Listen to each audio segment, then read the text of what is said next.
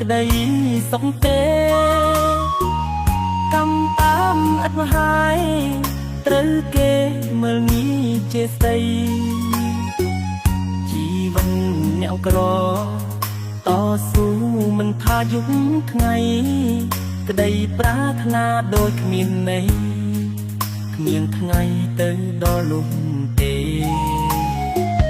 ទូខំប៉ុណ្ណាមិនបានផលការក្តីកង្វល់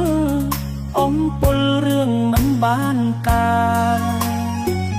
ខិតខំអស់ហើយនៅឡើយមិនដូចប្រាថ្នា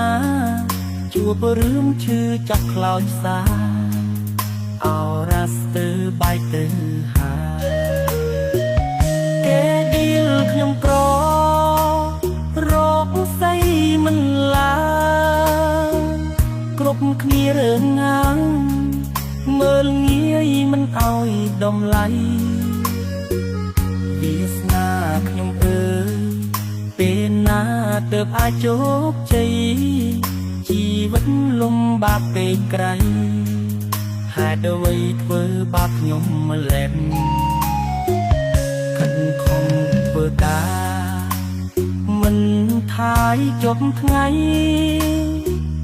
តែមិនជោគជ័យគ្មានអ្វីប្រៀបធៀបនឹងគេកើតជាអ្នកក្រគ្មានណាចង់នៅក្បែរខ្ញុំក្រតាខំមែនទេ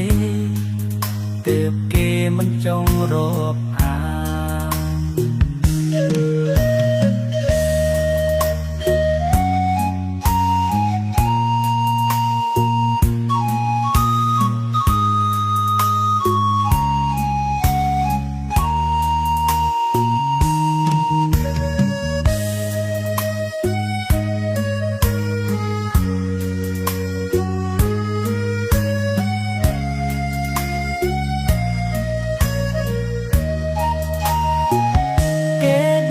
ខ្ញុំក្រ